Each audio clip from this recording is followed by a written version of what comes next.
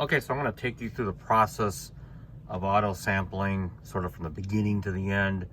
And using this particular example is a mono synth sound from the JD990 called Fusion Lead. It's also from the JD800. And it presents some challenges before you sample, and it presents some factors after you sample, in which you'll have to go into the audio sampler and try to best fit and mold the oscillators to react like the original synth. So first of all, by saying that the sampling, which I'm learning now myself, because the synth engine inside the hardware that you're sampling is not going to be the same, it's critical to make the determination of how many samples, how you sample, to best try to capture the sound from the module. Because I'm just going to tell you, it's like a photograph. The higher the megapixel resolution, the more you have sort of that master image of what that picture is going to be like. And multi-sampling from a multi-key and multi-depth level is kind of the same concept. The more levels and the more keys you can sample, it creates that 3D image. And that way, by the time you get into your sampling engine, which is in this case Logic, you'll have an easier time creating that sound. The less granularity that you have, the more challenging it is on the back end. That's just how I see it. So, and I learned sort of the hard way by sampling and not being able to get real close to it. And this is at least at the stage right now where I'm at with it. So here's the original sound.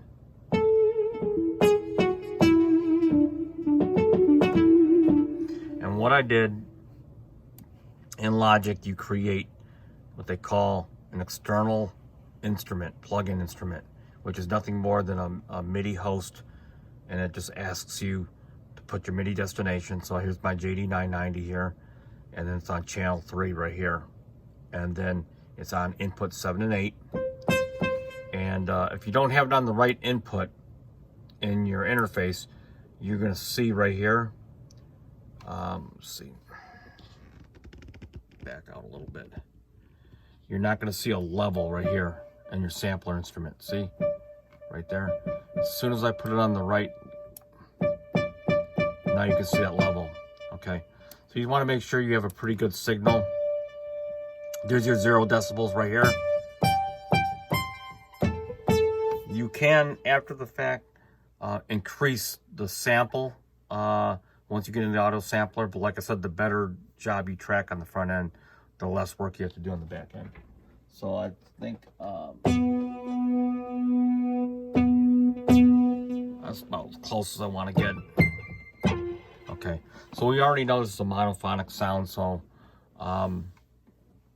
the range, that's my lowest note that I chose to sample, and the highest note, that's the highest key, is about here. After the fact, if you think you need to go further, you can stretch the sample from this key and stretch the range, but get it as close as you think you need it to get to. I have it defaulted, or it defaulted every 6th semitone. That's every half of octave, and it defaults at, I think it's 10 seconds.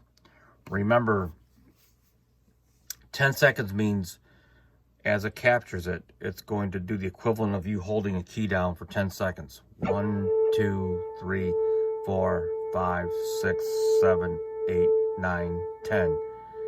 And then it releases. And then if there's a tail on it, it's going to capture that. If not, it's just going to stop immediately. So,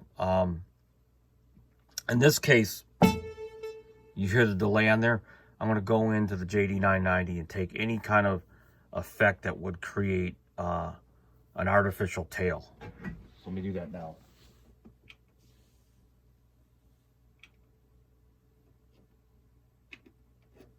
Okay, so I took the delay and I took the reverb off. Okay, so here I've got the sound module, everything's all set up.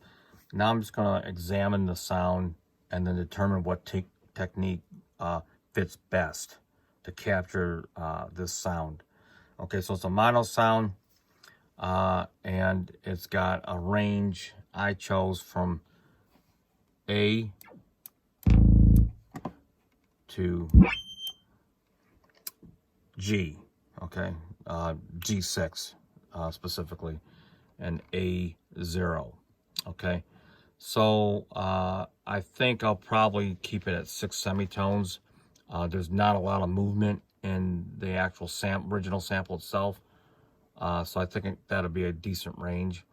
But the velocity layers I'm concerned with, and then the sustain, because if I play a sound, this is the original source, it just loops forever, right?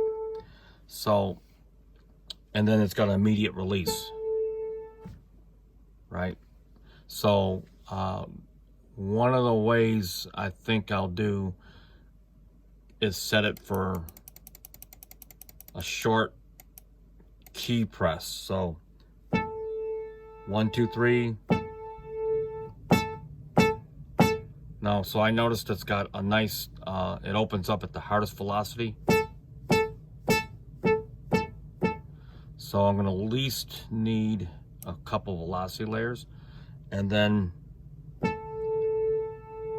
at 3 seconds, if I loop it at 3 seconds, it should be pretty good. And so, so let me just figure out my velocity layers. So I'm gonna do 3 for now, and I'm gonna play, this works really good, the logarithmic. So log has a tendency to grow real fast and then taper off, and exponential right here is the opposite. It grows slow at first and then takes off real fast. It's the opposite of natural log. So log works really good for keyboard instruments. A log 2, log base 3 is even more extreme when you get near the top, see? So if I did 16 layers, let me show you. See, this is a log base 3 versus log base 1. It's not quite linear. There's a little bit of a bend. And then you can see linear being just a straight line at an angle. So I'm gonna use 3 layers just for now, and then we'll go log 2. So let me take a note here. If you click a key, it's going to give you that as a sample note to hear. So you kind of hear the loud tinge, the sound without the loud attack tinge. And if you manually move it up,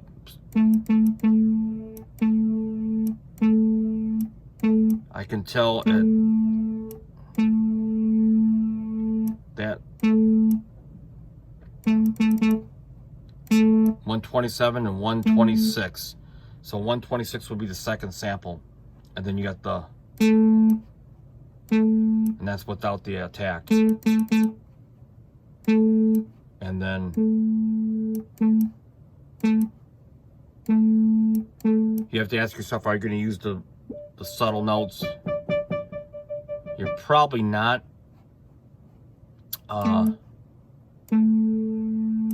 Like right in here.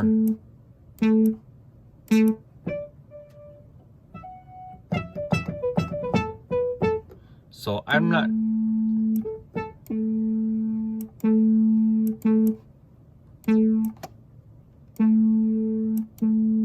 I think I can do just the 2 and have it at 126 right here. So 126, 127.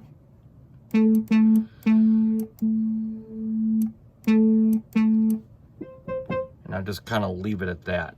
And I'm going to try it like that. So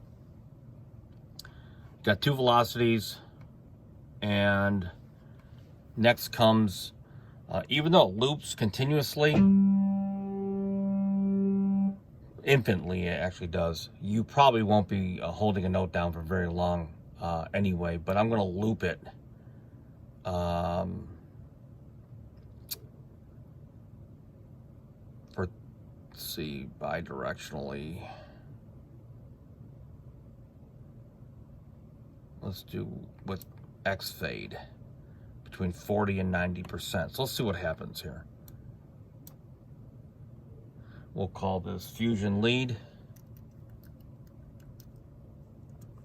and we'll do it with in the JD folder. Let's see, auto sample. Let's see,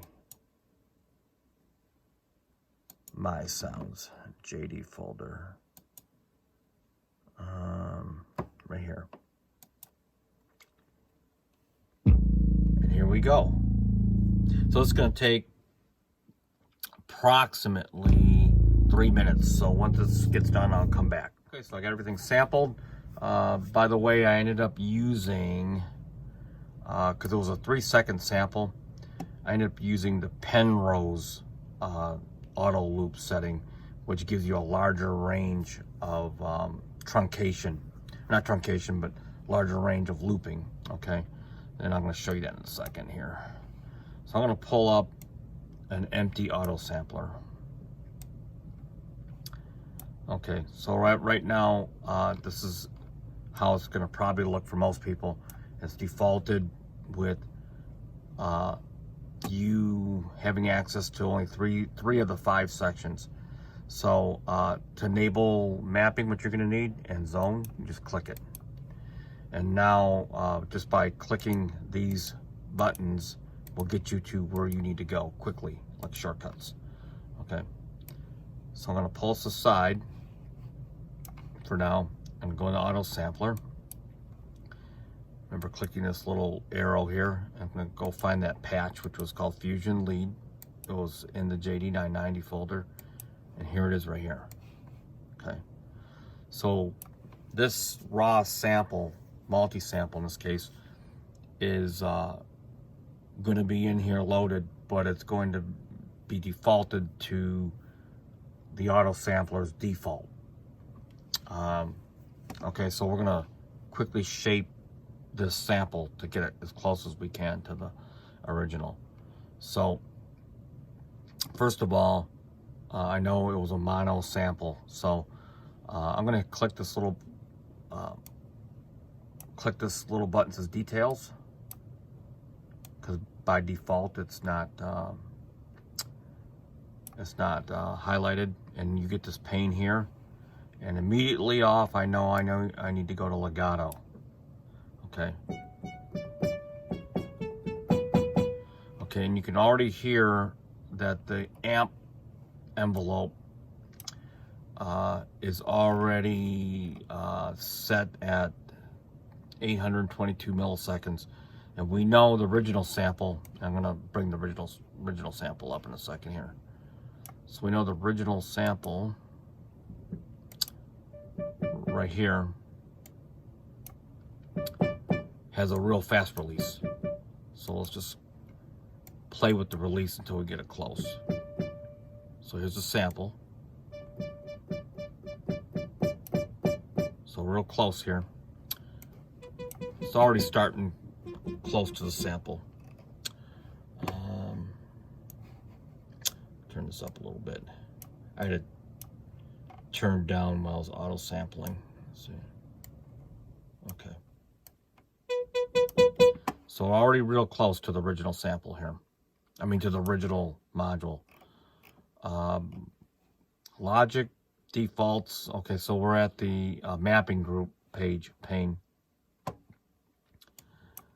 And I go to this little tab here, and it shows that I got a crossfade on the velocity range.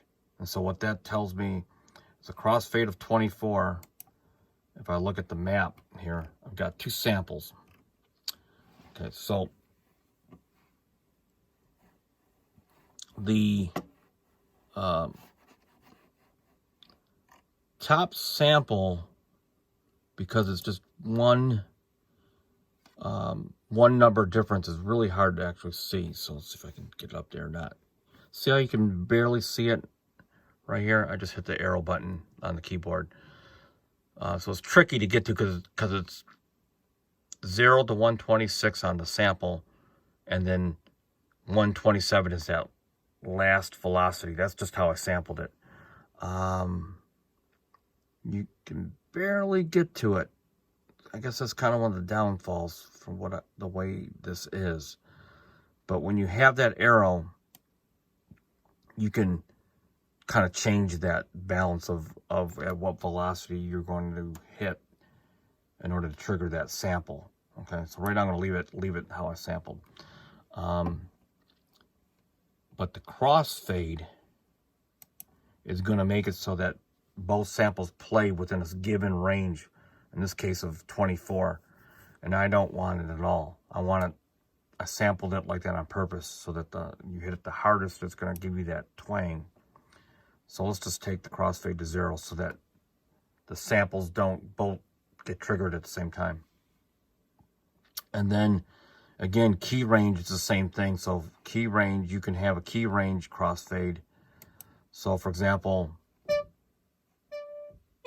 between here and this key range here, I can have these samples crossfade laterally speaking. And in this case, there's no reason for the sample to be crossfaded.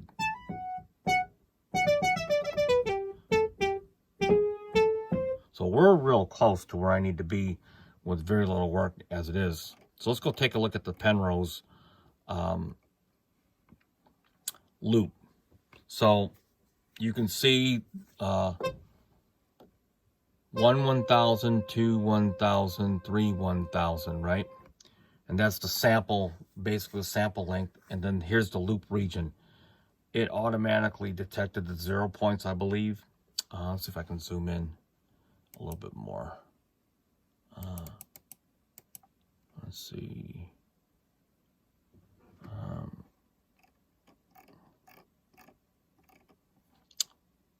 If I go into here, see the 0 point crossing?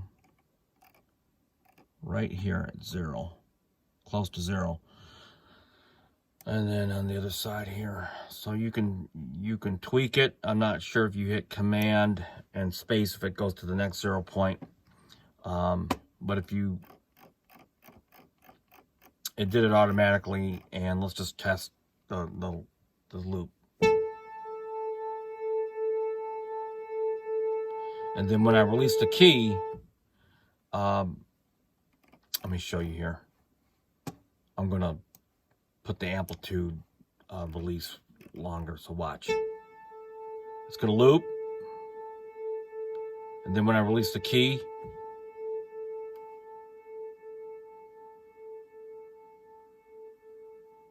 it's gonna keep on looping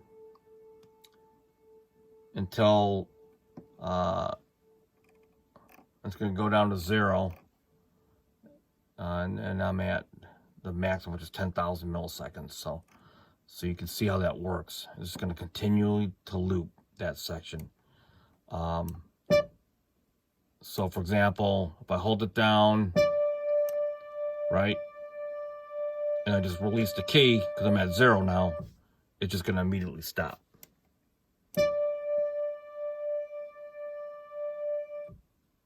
Right there. And as I kind of increase the time, as they go longer and longer. See that? Okay, so that's basically how the correspondence of your loop as it relates to that. So I got what I wanted, which was to be able to have unlimited sustain by holding, and then when I release it comes off. Okay, so I sampled it with chorus on purpose and the EQ from the 990 because that's kind of what gives it most of its character to me. And so all I need to do is add a few spicy effects like reverb and chorus. Let's see where the reverb is at. And then that's the delay, reverb, excuse me, and that's the delay. And you can play around with it as you need, but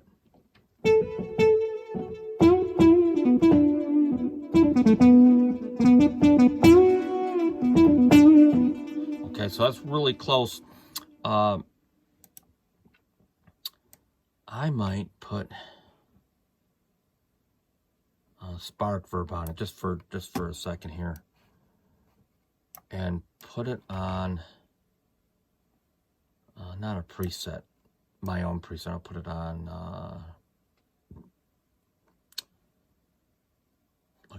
like a plate.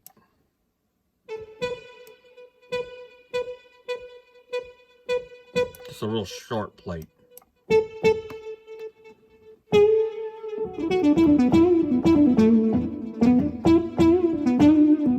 Okay, so now it's in Logic. So the second stage is go back to sample instrument, and I'm going to save all these little edits that I made. Before I do that, keep in mind, if you want to transpose a sample, which is fine the way it is now, you can do the transpose here, and you can do your glides here. So for example, and you know, that's to your own discretion.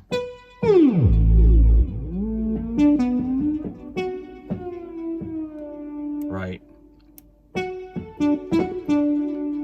Like I might want the pitch up to be 2, but instead of the pitch down to be linked, I might want that down an octave, for example. So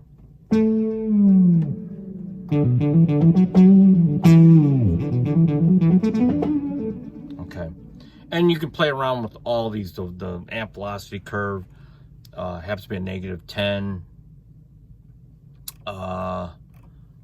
Your ADSR velocity, and you can play around with it. So at 3 dB, you're not going to get a whole lot of expression out of it. It's going to be at maximum velocity. It defaults at 30. That's a pretty good number. It just depends on your playing style, and you set it up the way you want it.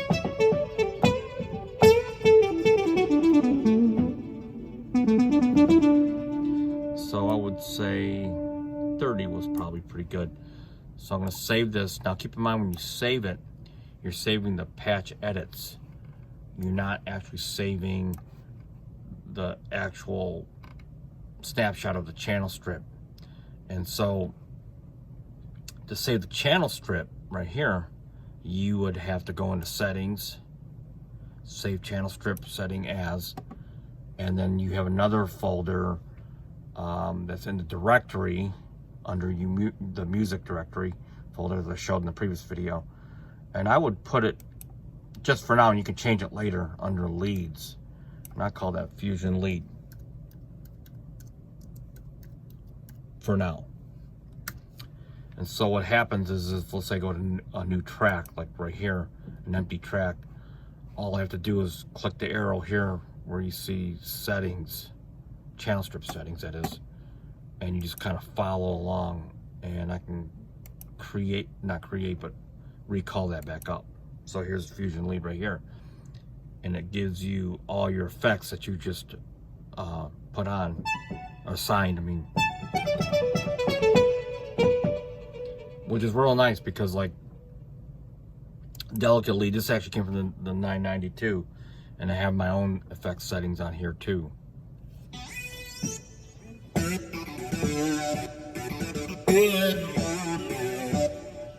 And it's just another quick way of getting from one sound to another. It just depends on what level of the sound of the channel strip that you want to recall, which is really cool. So whole nother video, I guess, of discussion. But that is essentially sampling from beginning to end. And of course, one last thing, understanding how to edit an oscillator, which I'm learning myself, and then has everything to do with how you choose to sample. And where you think the barriers are going to be. Because the better you know how to fix a sample or mold and shape a sample, the better you are at tracking a sample, if you know what I mean. Very interesting topic in itself. So anyway, that concludes today's video. And until next time, peace out.